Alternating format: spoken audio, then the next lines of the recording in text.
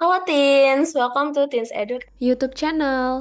Perkenalkan, nama aku Ningrum sebagai member dari Project Manager Teens Edu. Dan pada malam hari ini, aku juga bakal sebagai moderator nih untuk menemani teman-teman semua berbicara mengenai topik kita malam hari ini, yaitu Women Empowerment in the Digital Era. Nah, udah nggak sabar banget kan nih buat ngebahas topik yang mengenai perempuan, keberdayaan perempuan di era digital ini. Langsung aja kita sapa-sapa, ada speaker kita yang keren banget nih, ada Kawai. Halo Kawai. Halo, Halo, gimana kabarnya Kak? Sehat? baik Alhamdulillah. Nah, aku juga baik banget nih dan semangat banget. Langsung aja nih Kak, mungkin boleh introduce yourself sama kesibukan Kakak apa aja nih? Oke, halo semuanya.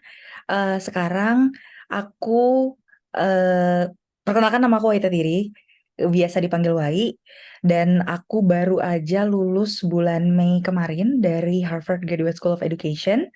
Aku ngambil jurusan Learning Design, Innovation, and Technology. Dan sekarang kesibukan aku itu lagi kerja di Duolingo sebagai Marketing Operation Specialist dan juga aku lagi menjalankan sebuah organisasi namanya Buku Buat Semua di mana kita mengkoneksikan orang-orang Indonesia yang pengen jadi penulis dan yang pengen jadi ilustrator untuk sama-sama bikin buku anak gratis buat disebarkan di taman-taman di Indonesia gitu. Keren banget, inspirational banget ya Kawai ini sebagai wanita Indonesia yang aktif, after graduate langsung kerja juga, terus bangun komunitas, organisasi juga yang tujuannya tuh benar-benar ini ya aware dengan minat baca manusia, rakyat Indonesia, utamanya pemuda-pemudinya gitu. Nah, mungkin langsung aja nih, menurut pendapat Kakak sendiri, women's empowerment nih apa sih dan apa kaitannya dengan women empowerment dan era digital saat ini gitu. Kalau untuk woman empowerment sendiri sebenarnya ini tuh salah satu topik yang menurut aku sering disalah artikan. Jadi kalau misalnya ngomongin soal woman empowerment, banyak kasus di mana kalau aku ngomong ke orang soal woman empowerment, pasti yang ada di pikirannya adalah, oh ya udah, woman support woman itu adalah dengan komen kayak, ih kamu cantik banget gitu, atau kayak beneran yang mensupport secara fisik gitu. Karena balik lagi, sebenarnya itu tidak salah, tapi dengan apa ya, dengan mengkerdilkan bahwa wanita itu yang bisa dibanggakan cuman fisiknya, itu sebenarnya bukan woman empowerment gitu. Dan woman empowerment yang aku rasakan, yang aku lihat dan aku ngerasa ini tuh banyak mengubah dunia aku banget adalah terutama setelah apa namanya, setelah kita mulai aktif lah ya di sosial media, dan aku juga mulai banyak ngepost soal perjalanan lah, journey aku untuk akhirnya bisa kuliah di luar negeri, untuk akhirnya bisa dapat beasiswa.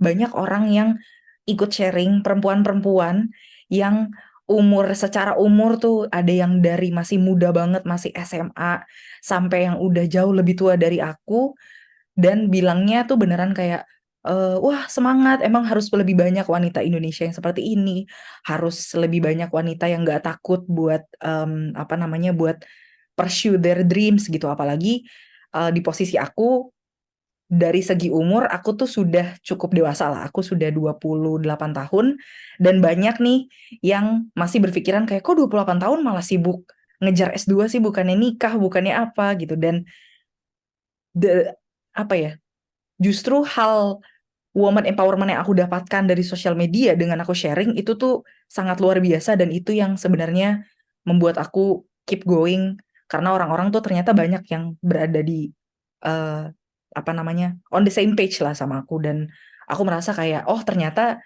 walaupun katanya sosial media itu agak rentan dengan bullying atau apa, tapi aku justru mendapatkan banyak banget dan bukti-bukti lah woman empowerment tuh justru dari situ gitu.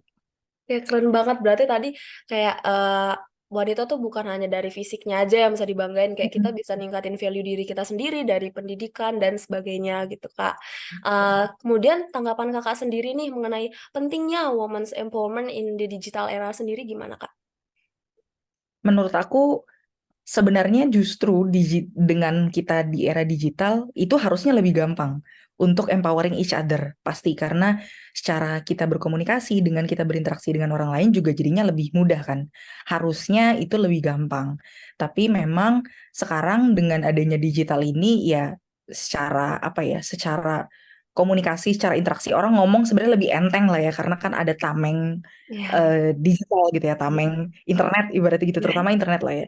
Cuman sebenarnya justru eh, itu cara paling mudah gitu untuk mendapatkan empowerment gitu karena kalau dari sosial media aku pribadi aku menemukan orang-orang yang sejalan sama aku, orang-orang yang kisah hidupnya sama seperti aku yang aku bisa belajar dari mereka ya semua dari sosial media gitu, semua dari digital gitu dan harusnya begitu cara memanfaatkan eh, sosial media, begitu cara memanfaatkan internet, begitu gunanya era digital tuh harusnya seperti itu gitu. Dan sebenarnya lebih ke gimana bijak-bijaknya kita aja sih menggunakannya gitu. oke, berarti bisa aku simpulnya ini penting ya dan bagaimana cara kita untuk lebih bijak aja gunainnya gitu. Jangan kayak Oh, kalau misalnya di komen apa gimana ya ya jalanin aja gitu kayak ya udahlah orang mau ngomong apa ini diri gue ya gue yang kayak gini gitu kan. betul. Selanjutnya mungkin Kak bisa ini ya bagi-bagi pengalaman, bagi-bagi kisah Kakak nih mengenai journey Kakak sendiri dalam usaha menjadi wanita yang berdaya di era digital ini. Sebenarnya kalau untuk ngomongin perjuangan, aku itu apa ya? Aku kan agak bukan keluar jalur. Aku tuh agak berbeda lah jalurnya dengan setidaknya dari teman-teman aku.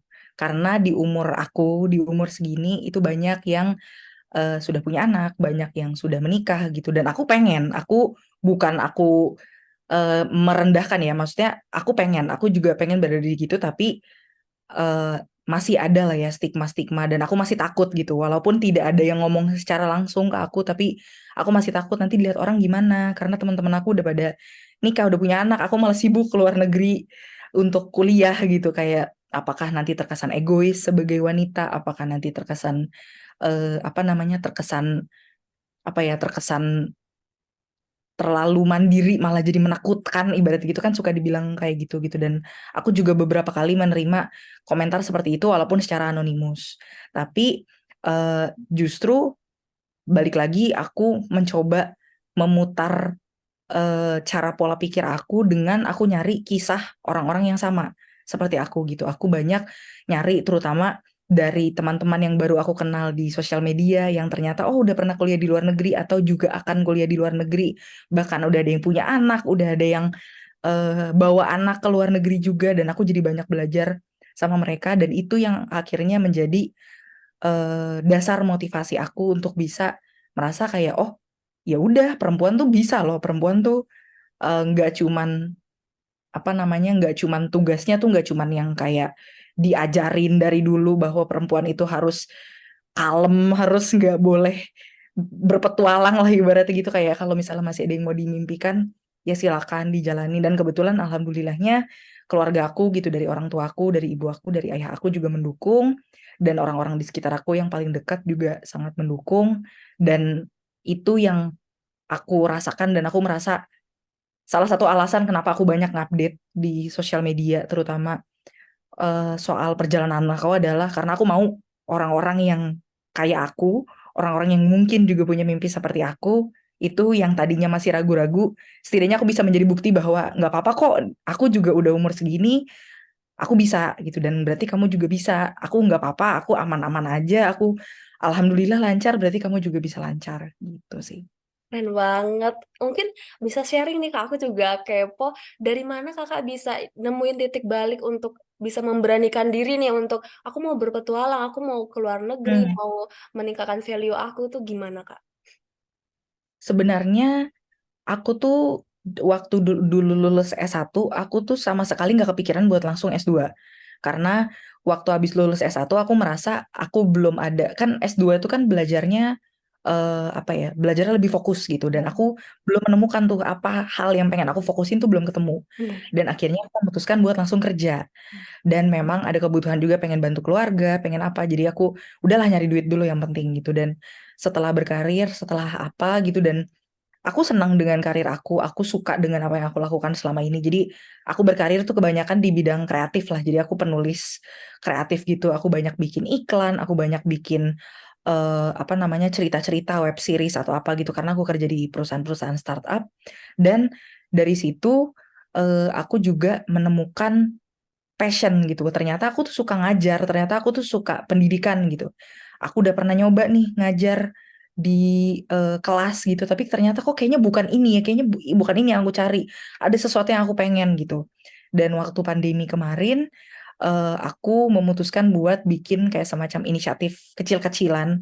Aku ngumpulin uang, ngumpulin donasi dari teman-teman dekat aku, dari teman-teman sosmed aku juga, buat aku belikan HP yang aku distribusikan ke anak-anak yang gak bisa sekolah karena terbatas HP lah waktu itu kan sekolahnya daring ya, sekolahnya online.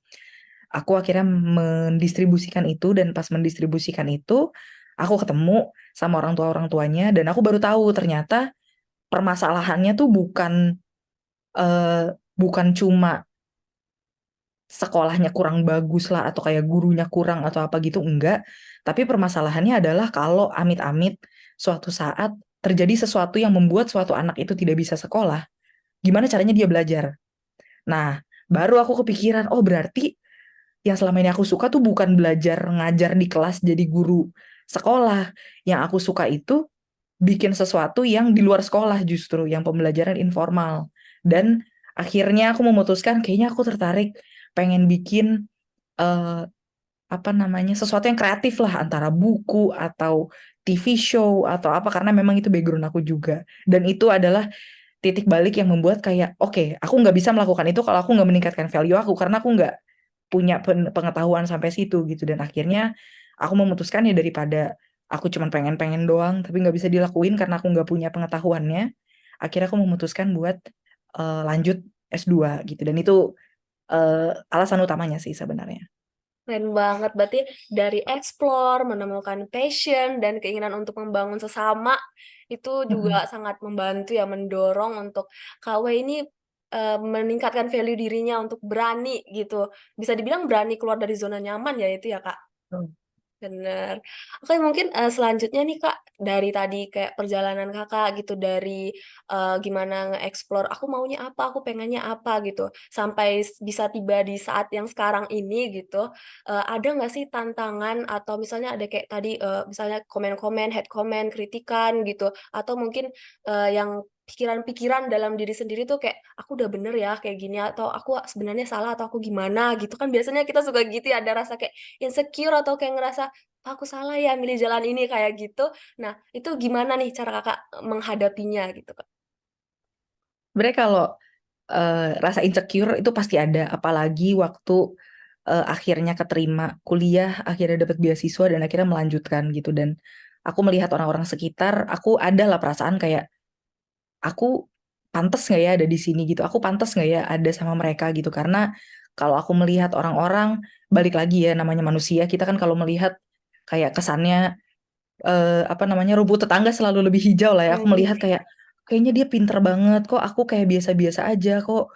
Mereka tuh yang udah hebat-hebat, udah pernah student exchange, mereka mapres, mereka apa, tapi kok aku biasa-biasa aja, aku nggak punya kayak gitu. Ada lah perasaan-perasaan kayak gitu dan aku merasanya kayak aku mampu nggak ya untuk ngelakuin ini gitu. Aku mampu nggak untuk melewati ini gitu, untuk keep up dengan pelajaran terutama waktu itu. Tapi ya balik lagi diyakinkannya dengan aku banyak ngobrol sama orang lain, aku banyak cerita juga ke kampus, ke dosen, ke profesor gitu. Dan memang yang aku rasakan itu ternyata dirasakan semua orang, no matter the level gitu loh. Walaupun dia kayaknya udah yang paling hebat, tapi dia juga ngerasa kayak gitu ngeliat orang lain. Karena balik lagi kita akan selalu melihat yang orang lain punya kita nggak punya, kayak ih kok dia keren dia punya Iya, itu aku nggak punya, padahal bener-bener. kita punya banyak hal lain yang mungkin kalau mereka ngelihat juga mereka pengen kayak kita gitu.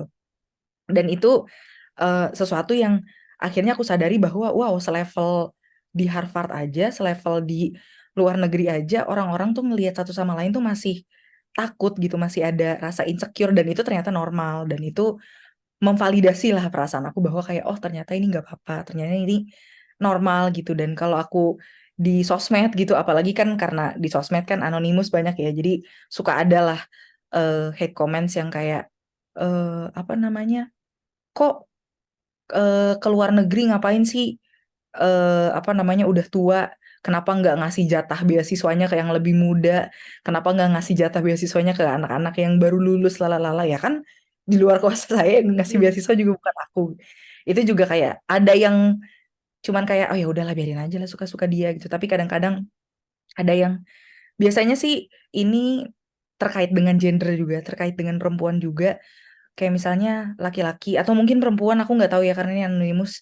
Dia nanyanya kayak apa, nggak takut kalau perempuan terlalu pintar nanti susah dapet jodoh, nanti susah nggak ada yang mau gitu, nanti kalau perempuan ngapain sih perempuan repot-repot kepintaran, ntar ujung-ujungnya juga di dapur gitu. Tapi balik lagi ya kayak, ya aku tidak melakukan ini untuk impress orang, aku tidak melakukan ini untuk dia, apalagi orang itu ya aku nggak tahu siapa Nggak itu. kenal juga. Aku tidak melakukan ini untuk laki-laki gitu, kayak aku mau studi S2 supaya nanti dapat suaminya kaya gitu. Enggak.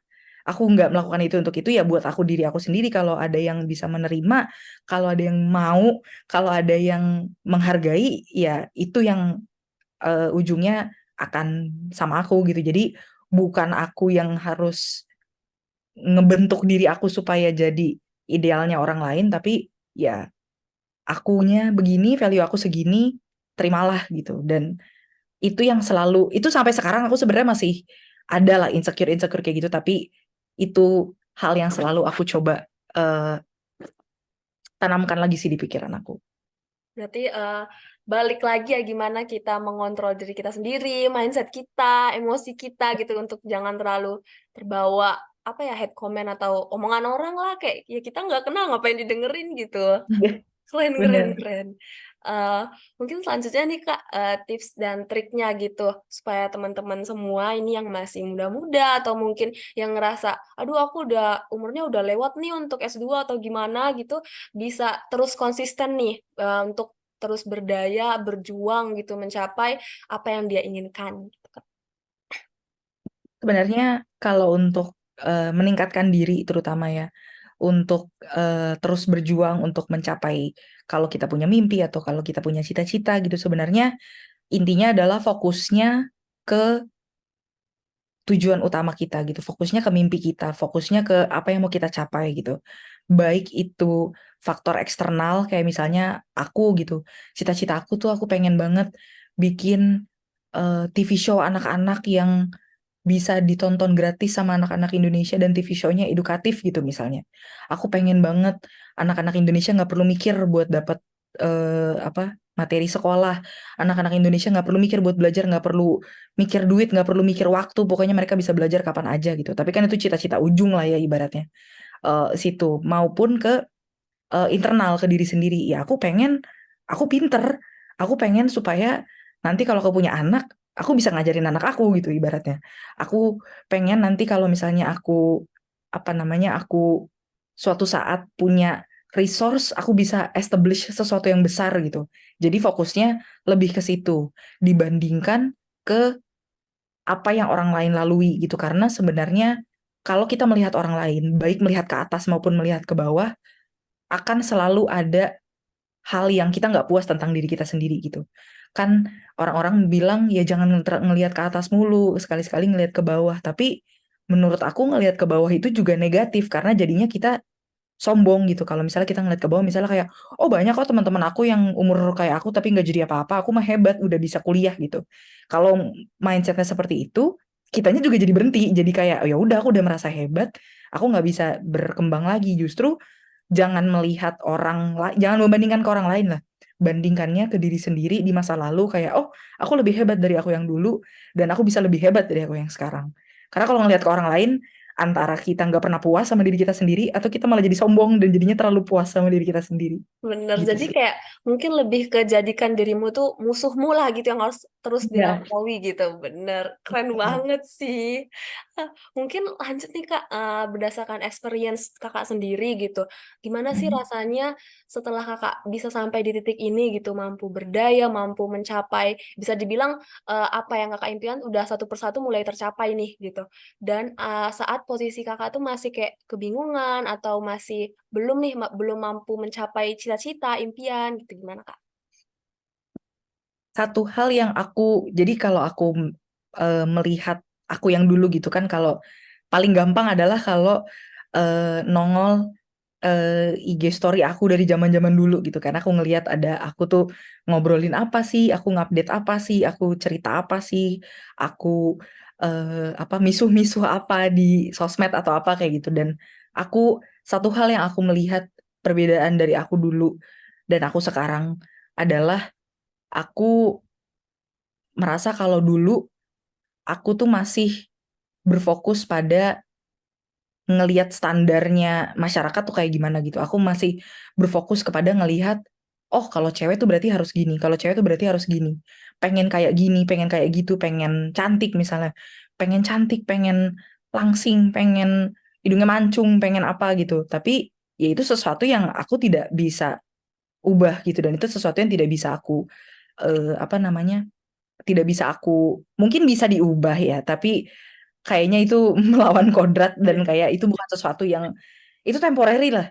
Kalau sekali misalnya operasi gitu ya, anggap operasi hidung, tapi lama-lama jadi kayak ngerasa kayaknya ini juga bisa dioperasi, kayaknya ini juga bisa dioperasi, kita tidak akan pernah puas sama penampilan gitu. Dan kalau value itu tuh sesuatu yang kita bawa ke diri kita dan itu sesuatu yang kayaknya tuh terpancar gitu dan itu justru bisa ngebuat diri kita lebih bersinar dibandingkan dulu. Kalau aku ngelihat foto, misalnya ngelihat foto aku, ngelihat video aku ngomong apa gimana, aku ngerasa kayak, kok dulu aku kayak lebih, bukan suram apa ya, lebih nggak pede gitu kali mungkin ngelihatnya ya, lebih kayak kalau ngomong, kalau foto tuh kayak malu gitu, kelihatan walaupun posenya sebenarnya sama-sama aja tapi kelihatan gitu. Ya tapi mungkin itu balik lagi karena cara aku memandang diri aku sendiri gitu. Karena kalau dulu aku merasa ya aku gemuk, berarti aku nggak masuk standar cewek cantik, aku nggak masuk standar cewek idaman nih berarti gitu. Tapi kalau sekarang aku merasa kayak ya udah, aku bisa begini ya aku akan selalu meningkatkan diri gitu. Aku akan selalu olahraga untuk sehat gitu. Tapi bukan yang kayak aku harus langsing, harus putih, harus tinggi semampai atau apa ya. Aku merasa kelebihan aku di mana ya udah itu yang aku punya dan itu yang harusnya aku banggakan ke diri aku sendiri gitu. Dan semakin lama, dan aku tahu ini progres lah ya, ke depannya mungkin akan bisa lebih baik lagi, tapi semakin lama aku semakin bisa belajar menerima mana kelebihan aku, mana kekurangan aku, dan aku fokus ke yang bisa aku develop aja sih. Keren banget. Berarti kayak ya kita jangan apa ya kayak membatasi diri kita lah dengan stigma-stigma dari masyarakat. Kita juga ya lebih meningkatkan value lah karena ya value kayak kecantikan dari dalam gitu ya kali ya Kak. Kecantikan dari Betul. dalam tuh kayak nggak akan pernah ninggalin kita dan bakal terus terpancar. Mungkin Betul. Kakak ada ajakan atau motivate words gitu buat teman-teman nih wanita Indonesia atau bahkan seluruh dunia yang baru mau mulai mencapai cita-cita atau bahkan sedang berjuang gitu untuk mencapai impiannya. Gimana nih Kak? Ada nggak motivate word-nya? Dari aku ini satu hal yang aku selalu omongin kayaknya, dan aku dimanapun aku nggak pernah bosen ngebahas soal ini, terutama untuk perempuan ya. Tidak ada kata terlambat untuk melakukan sesuatu, untuk ngejar mimpi, untuk apapun itu ya, baik untuk masa depan ataupun untuk masa lalu, misalnya kayak untuk memperbaiki kesalahan, untuk memperbaiki diri, untuk menjadi orang yang lebih baik, untuk menjadi orang yang lebih pintar, untuk menjadi orang yang lebih capable, untuk menjadi orang yang lebih hebat, lebih kuat, apapun itulah keinginan kita ke depannya, itu tidak ada kata terlambat.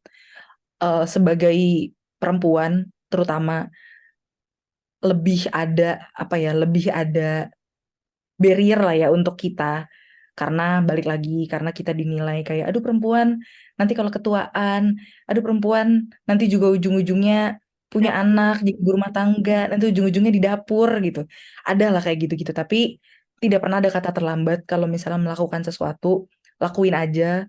Setidaknya kalau misalnya dirasa aduh ribet, apa nggak tahu gimana cara meyakinkan diri, lakukan aja buat diri sendiri setidaknya, biar kita senang aja lah, udah masalah orang lain udah nggak usah dipikirin dulu, yang penting buat diri kita sendiri dulu, kita senang, kita bangga sama diri kita, itu yang penting.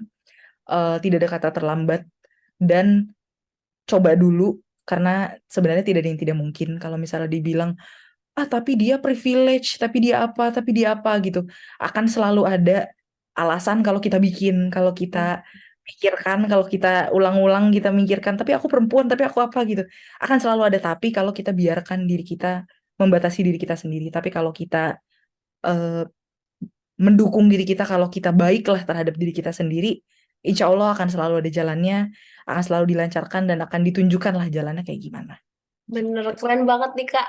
Mungkin bisa aku simpulin ya, jadi untuk teman-teman, utamanya wanita di luar sana yang merasa kayak masih membatasi dirinya, membanding-bandingkan dirinya gitu, atau bahkan mungkin membelenggu dirinya sendiri gitu dengan stigma-stigma dari masyarakat, utamanya ya, sorry itu saya maksudnya masyarakat Indonesia kan suka ya kayak gitu, kayak oh perempuan ke dapur paling nanti ngapain, Iya, apa ya kayak eksplor diri kemana-mana gitu.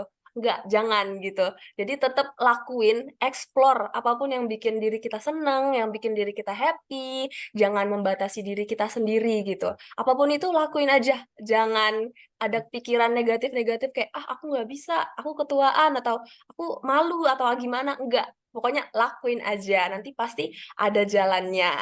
Benar. betul. Oke, makasih Kak, insightful banget. Aku juga seneng banget sebagai wanita dan juga kebetulan aku baru semester 1 yang masih apa ya, masih mencari jati diri lah bisa dibilang gitu, bener-bener insightful banget. Jadi aku makin semangat untuk explore-explore kemampuan aku lagi ke depannya. Dan mungkin untuk teman-teman semua juga yang nanti untuk melihat ini gitu, semoga bisa termotivasi. Tentunya pasti harus termotivasi sih karena bener-bener keren banget kata-kata dari Kak Wai sendiri dan udah sharing-sharing sama kita. Makasih banget Kak Wai.